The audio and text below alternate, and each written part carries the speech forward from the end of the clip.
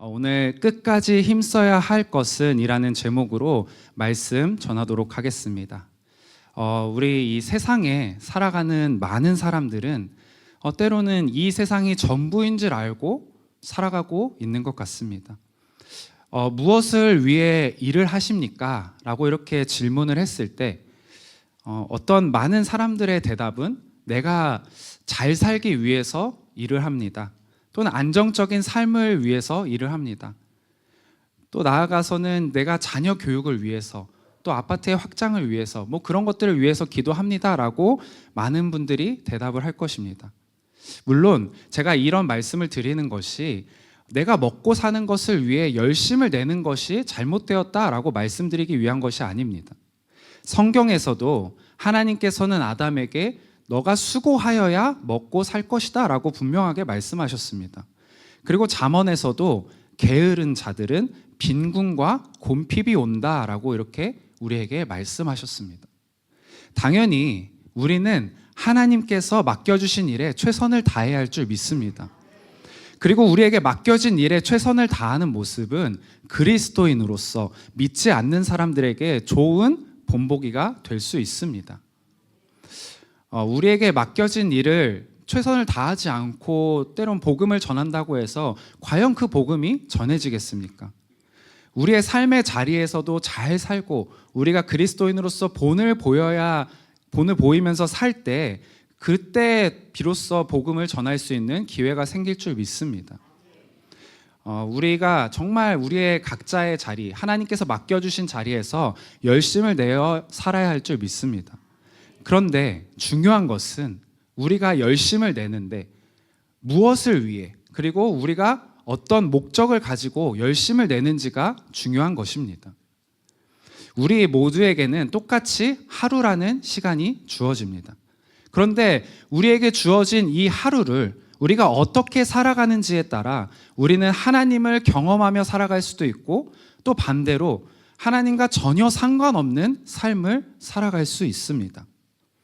정말 중요한 것은 내가 매일 꾸준히 하나님 앞에 나와 먼저 하나님께 기도하고, 또 우리가 그렇게 하나님 앞에 살아가야 하는 것입니다. 우리가 그렇게 살아가기로 결단하지 않는다면 우리는 자연스럽게 하나님과 상관없는 삶을 살아가게 될 것입니다. 왜냐? 우리에게는 죄성이 있기 때문이에요. 내가 끊임없이 하나님을 따라 살아가지 않는다면 우리는 눈에 보이지 않는 그 영적인 세계보다 눈앞에 보이는 이 달콤한 유혹들, 그리고 이 세상의 것들을 추구하며 살아가게 될 것입니다. 교회에 다니시는 우리 성도님들도 주의할 것이 있다면, 우리가 빠짐없이 예배의 자리에 있다고 해서 그것이 그 외의 시간을 보장해 준다라는 것이 아니라는 것입니다. 그러니까 우리가 교회에서 주님의 이름을 부르며 예배를 드렸다고 해서 교회 밖에서의 삶을 막 살아도 된다라는 것이 아닙니다. 교회에서 내가 하나님을 따라 살아가기로 결단을 하였으면, 그리고 계속해서 세상에서도 그렇게 살아가야 하는 것입니다. 우리가 그렇게 결정을 하였는데 세상에서는 세상의 가치관대로 살아간다면 그 사람은 과연 하나님을 믿는 사람일까요? 오늘 말씀을 통해 우리는 과연 무엇을 위해 살아가고 있는지 점검해 보시기를 바랍니다. 오늘 이곳에 모인 우리 성도님들께서는 천국과 지옥이 있다는 사실을 믿으십니까? 믿으십니까? 천국과 지옥이 있다라는 사실을 믿으신다면 우리는 없어질 이 세상의 것들을 위해 살아가는 것이 아니라 영원한 천국을 위해 살아가야 할 줄 믿습니다. 사람은 사람으로 태어났으면 누구나 이 세상에서 잘 살고 싶어 합니다. 그런데 나만 잘 사는 것, 혹은 나의 가족만 잘 사는 것을 위해 내가 그것에만 몰두하여 살다 보면 나는 자연스럽게 탐심에 빠지게 되고 만족하지 못하는 병에 걸리게 됩니다. 죄송하지만 저는 충분히 가졌음에도 내가 만족하지 못하는 삶을 병이라고 표현하고 싶습니다. 병에 걸렸는데 치료하지 않으면 결국 죽듯이 그 삶은 탐욕에 빠져서 결국 탐심을 따라 살아가다가 결국 영원한 지옥에 가게 될 것이기 때문입니다. 저를 한번 따라해 보시겠습니다. 세상의 것은 영원하지 않다. 이 세상의 것은 그 어느 것도 영원하지 않습니다. 이 사실을 몇몇 역사를 통해서 알아보기를 원합니다. 중국의 이제 가장 유명한 왕 중의 왕이었던 진시황, 다 알고 계시죠? 진시황을 이제 예를 들어보자면, 그는 이제 몇 개로 나뉘어져 있던 중국을 최초로 통일했던 왕이었습니다. 그리고 북방의 침입을 막기 위해 지금까지도 우리에게 잘 알려져 있는 만리장성을 쌓았던 그런 왕이었어요. 중국을 통일한 진시황은 내가 이제 나라도 통일했겠다. 그때부터 불로불사에 관심을 갖게 됩니다. 이제 다 가졌다 싶으니 영원히 사는 것을 꿈꾸었던 것이죠. 그런데 어떻게 되었습니까? 우리가 잘 알다시피 그는 자신의 생명을 연장할 수 없었습니다. 성경의 시대적 배경이었던 로마 제국은 어떻습니까? 그 로마 제국의 당시에 그 고대 시대에 가장 강력했던 제국이었어요. 그곳은 이제 정치적, 군사적 안정이 이루어졌고, 그들은 이제 광대한 영토를 차지하면서 주변이 쉽게 넘보지 못하는 나라가 되었습니다. 이 나라가 이제 부강해지다 보니 자연스럽게 경제적인 안정도 그리고 경제적인 풍요가 이루어졌어요. 로마는 이제 더 많은 나라들을 정복하기 위해서 그들은 이제 길을 닦고 약 8만 5천 킬로미터라는 그 길을 로마가 세웁니다. 그러니까 그것 잘 이제 감이 안 오시는 분들을 위해서 제가 지도를 이렇게 봤는데, 그러니까 여기 지금 우리 논현동에서 부산까지 왔다 갔다 왕복하는 그 길이라고 생각하시면 됩니다. 그러니까 그렇게 먼 길, 그렇게 엄청난 길을 그 고대 시대에 세웠던 게 바로 로마 제국이었어요. 그래서 우리가 너무나도 잘 알고 있는 그 말 있지 않습니까? 맞아요. 너무 잘하시네요. 모든 길은 로마로 통한다 라는 그런 말이 나왔을 정도로 이 로마 제국은 엄청나게 부강했고 세계의 패권을 휘어잡는 그런 나라였습니다. 그런데 이렇게 영원할 것 같았던 이 로마도 결국 동로마, 서로마로 나뉘게 되고 시간이 지나자 멸망하게 됩니다. 이번엔 성경 인물 솔로몬을 한번 조명해 볼까요? 솔로몬은 다윗의 아들로서 통일 이스라엘의 두 번째 왕이 됩니다.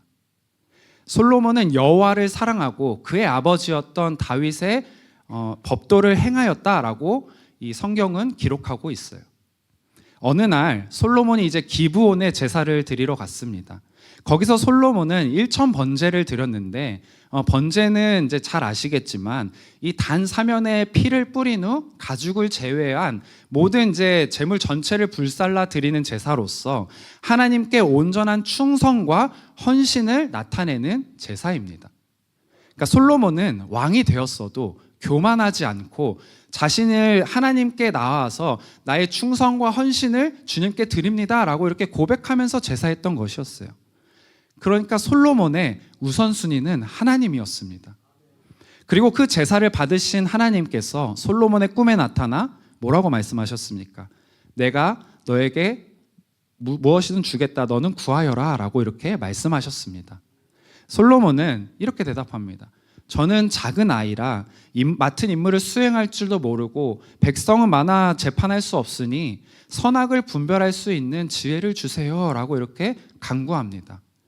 그러니까 그는 오래 사는 것이나 부유한 것이나 또 어떤 악한 사람들을 치리하는 것을 요구하지 않고 선악을 분별할 수 있는 지혜를 달라라고 이렇게 기도했을 때 하나님께서는 그 간구를 흡족하게 여기셨습니다. 그리고 솔로몬은 평생 왕들 중에 너와 같은 자가 없을 것이다 라고 하나님께서 말씀하신 것처럼 엄청난 지혜와 부를 갖게 됩니다. 모든 것을 다 가진 솔로몬이었지만 그는 전도서에서 뭐라고 고백합니까? 죽음 앞에서 모든 것이 헛되다라고 고백합니다. 이처럼 이 역사를 통해서도 알 수 있지만 정말 잘 나가던 나라도 언제든 망할 수 있습니다. 그리고 정말 잘 나가던 기업이나 그리고 돈이 많은 사람도 언제든 망할 수 있습니다. 건강이 아무리 좋은 사람도 언제든 병이 걸리고 또 죽을 수 있는 것이에요. 그러니까 우리는 지금 이제 하루하루 이렇게 잘 살아가고 있지만 우리가 언제 어느 순간 어떻게 될지 정말 모르는 일인 것입니다. 그 무엇도 이 세상에서는 영원한 것이 없다라는 사실을 기억하시기를 바랍니다.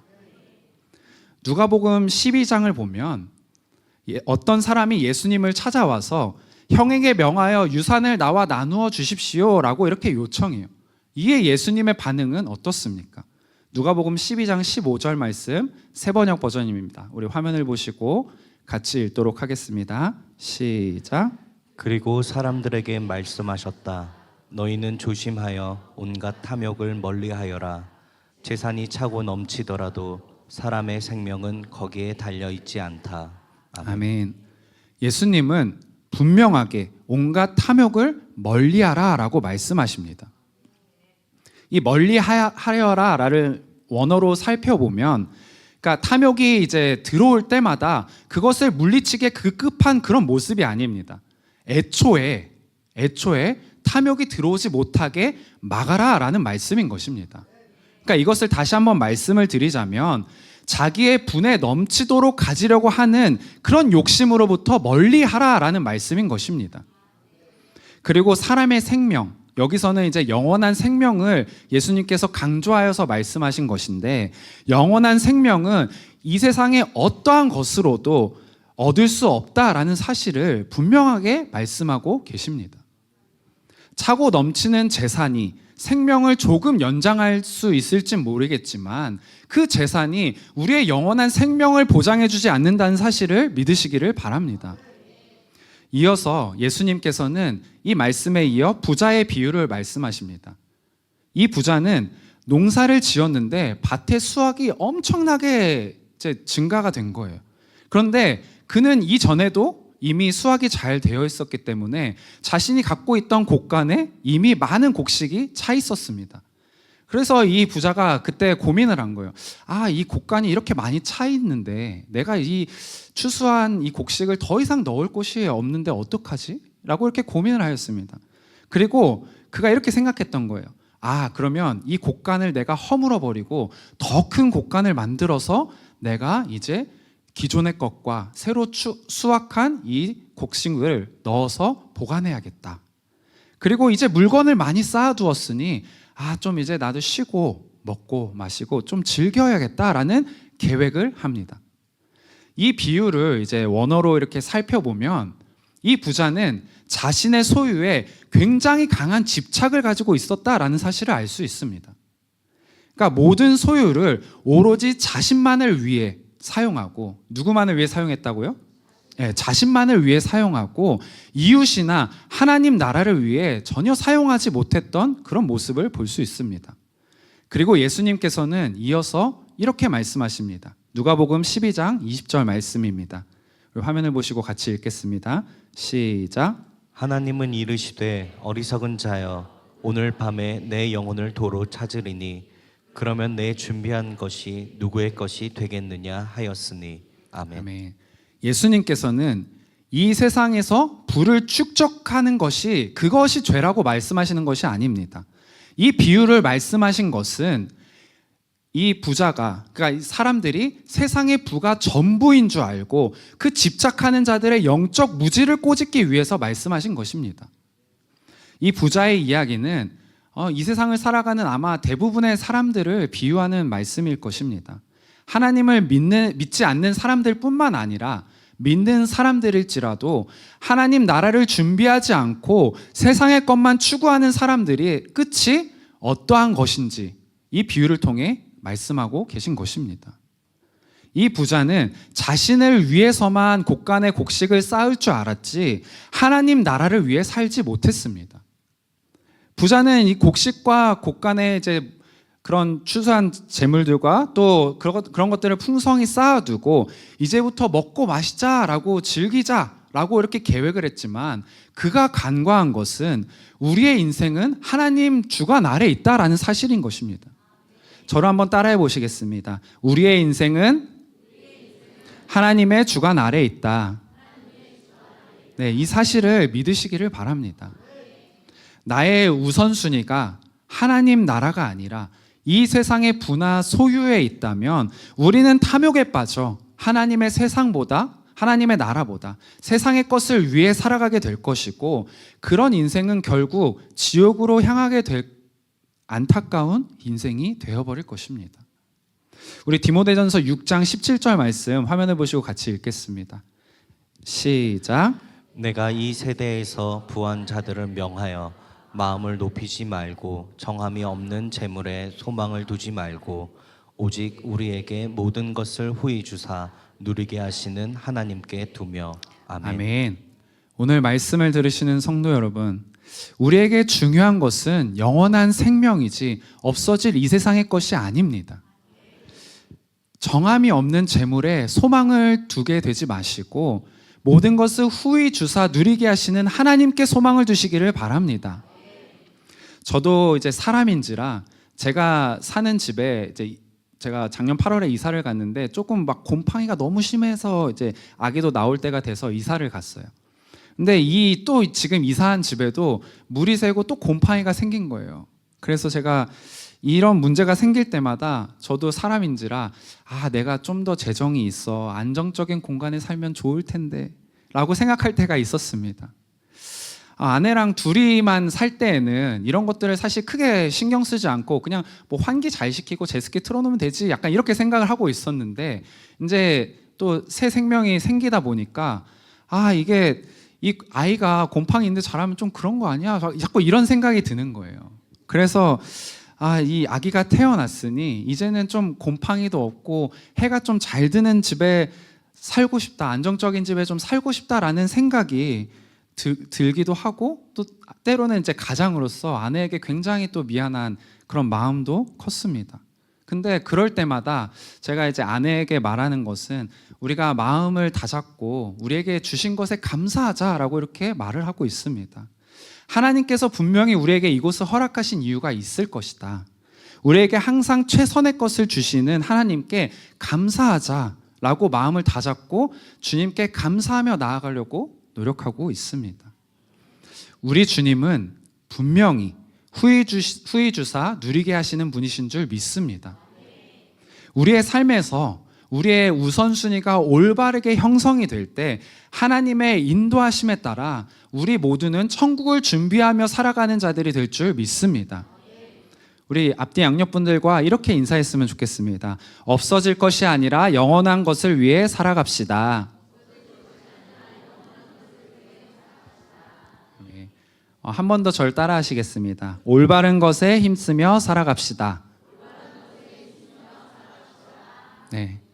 오늘 본문은 이 예수님께서 마태복음 5장에서부터 이제 산상수훈을 하셨는데 그것에 이제 끝나는 이 말씀입니다. 마지막에 해당하는 내용입니다.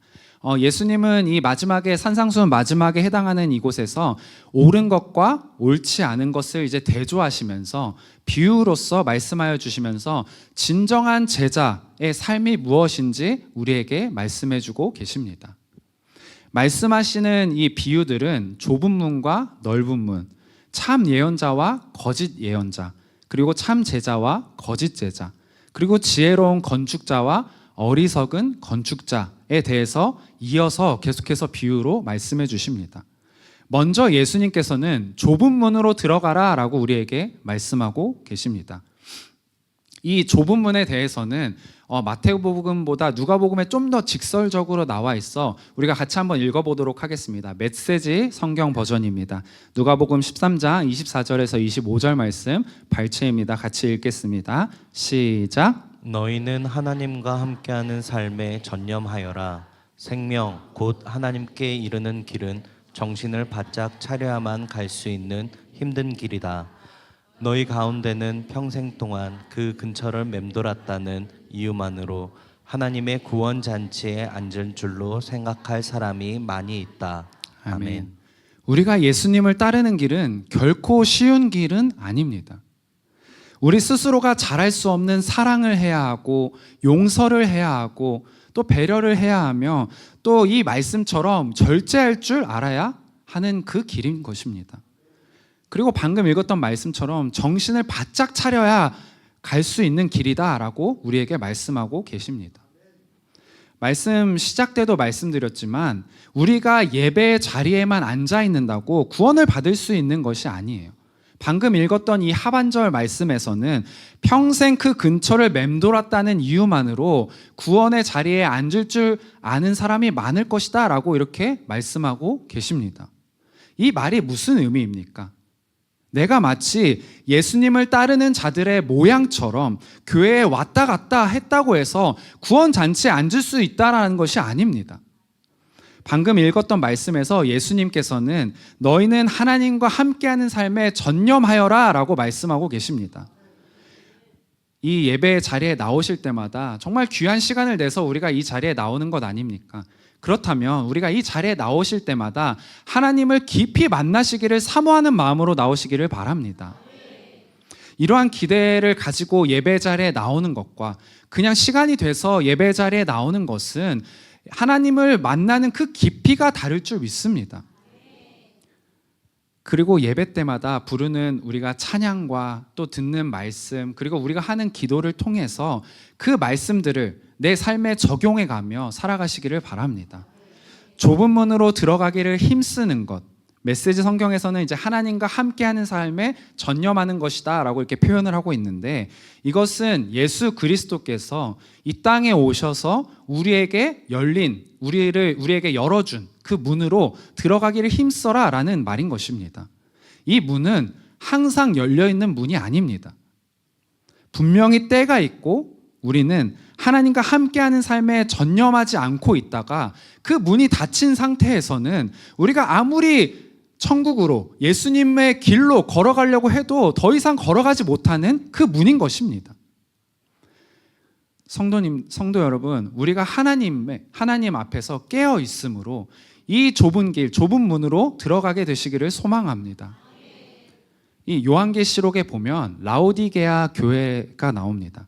이 라오디게아 교회는 돈도 많았고, 그러니까 재정이 많았고, 사람도 많았던, 그러니까 겉으로 보았을 때는 전혀 문제가 없었던 교회였어요. 라오디게아 교회는 사역이 굉장히 많았고 분주한데 그들 마음 안에 정작 중요한 예수 그리스도가 안 계셨습니다. 그들은 항상 바빴지만, 사역을 항상 했지만 무엇 때문에 바쁜지 몰랐던 것이에요. 그들은 자신들이 부자라 부요하여서 내가 부족한 것이 없다라고 이렇게 말을 했지만, 예수님께서는 그들에게 너희는 가난하고 눈멀고 벌거벗었다라고 이렇게 분명하게 말씀하십니다. 그들 대부분은 교회에 다니기만 했지 자신을 향한 하나님의 뜻을 모르고 있었고 무엇을 위해 부르심을 받았는지 몰랐던 것이에요. 그러니 그들의 신앙은 중심이 잡혀있지 않은 채 이 사람이 이렇게 말하면 이곳에 가고 저 사람이 저렇게 말하면 저곳에 가고 이렇게 신앙이 흔들렸던 것입니다. 그들의 신앙은 미지근하여서 차갑지도 않고 뜨겁지도 않았던 그런 신앙이었던 것이에요. 그런데 예수님께서 그들에게 뭐라고 말씀하십니까? 너희가 뜨겁지도 차갑지도 아니하니 내 입에서 너희를 토해버리리라 라고 이렇게 말씀하십니다. 우리가 교회에 다니지만 미지근한 신앙으로 교회에 다닌다면 우리는 결국 그 입에서 토해버리는 신앙이 되어버릴 것입니다. 이어서 마태복음 7장 21절 말씀도 같이 한번 읽어보겠습니다. 시작.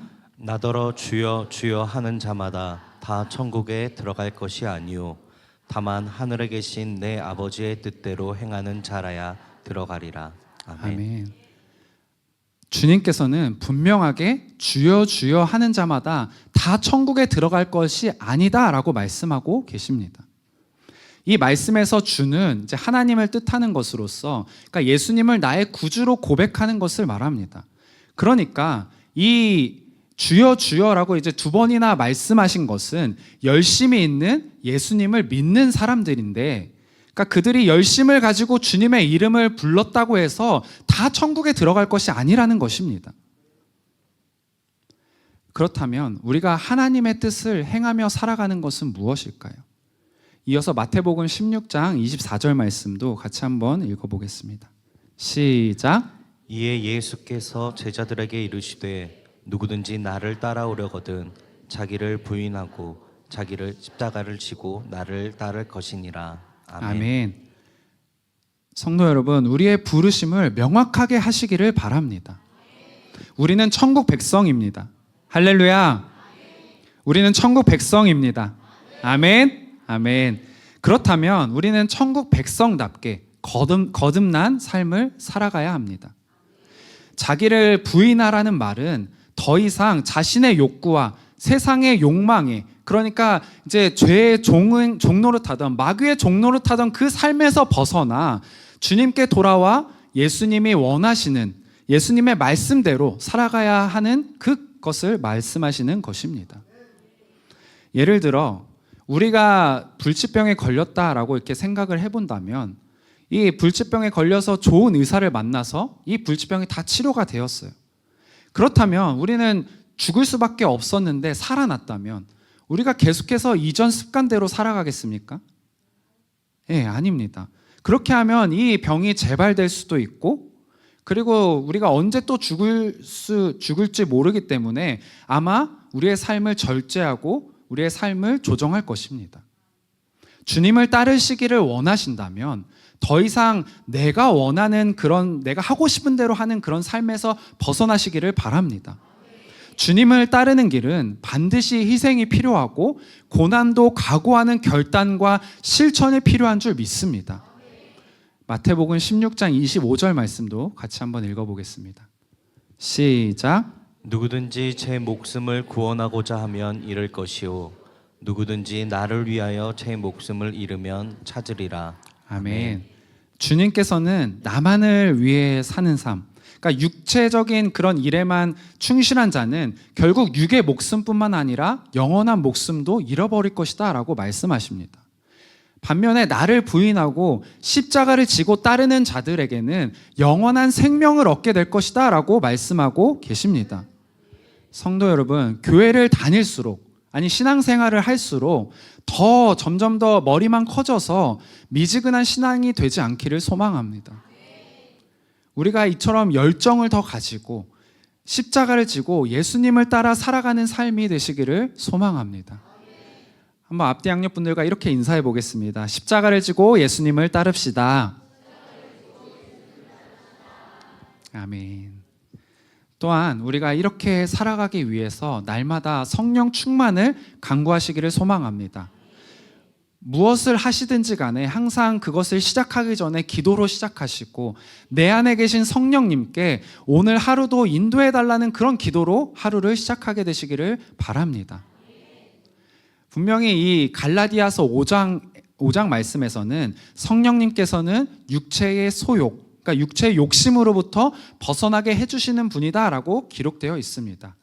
그러니까 우리가 육체 욕심으로 벗어날 수 있는 방법은 성령님의 인도하심 뿐이라는 사실을 기억하시기를 바랍니다. 나의 욕망을 다스리게 해주시는 성령님을 따라서 예수님의 길, 십자가의 길을 걸어가시는 우리 인천지회교회 모든 성도님들이 되시기를 소망합니다. 말씀을 마무리하겠습니다. 우리는 천국에 돌아갈 때까지 이 땅에 나그네로서 온 줄 믿습니다. 나그네는 이 땅의 것들만을 추구하며 살아가는 사람들이 아니라 돌아갈 곳을 바라보는 자들입니다. 정말 이 세상의 그 어느 것도 영원한 것은 없다라는 사실을 기억하시기를 바랍니다. 그러므로 우리가 이 땅의 것만 추구하며 탐심, 탐욕에 빠져서 마귀의 종로를 타며 살아가는 삶이 아니라 자기 십자가를 지고 예수님을 따라 영원한 구원, 영원한 생명을 얻게 되시기를 소망합니다. 가짜는 말씀대로 살아가지 않고 자신만의 유익을 추구하며 살아가는 삶입니다. 진짜는 그 사람을 통해 큰 능력이 나타나지 않았을지라도 묵묵히 예수님의 말씀대로 살아가는 사람입니다. 우리 모든 성도님들이 진짜인 삶을 살아가게 되시기를 소망합니다. 우리가 계속해서 십자가를 지고 묵묵히 예수님의 말씀대로 살아간다면 지금 당장은 아닐지라도 결국 어느 때가 됐을 때에 예수님이 주시는 그 열매들을 맺게 될 줄 믿습니다. 우리가 이 세상의 것을 더 많이 생각한다면 우리는 이 세상에 속한 자들인 것입니다. 반대로 우리가 구원을 받고 거듭났다면 우리가 더 이상 이 세상의 것을만 초점을 맞추는 것이 아니라 천국 백성답게 거듭난 성도님들답게 천국을 더 많이 생각하시며 살아가시게 되시기를 소망합니다. 끝까지 두렵고 떨림으로 예수님을 믿어 얻은 구원을 끝까지 지키며 모두가 다 천국에 가게 되시기를 간절히 소망합니다.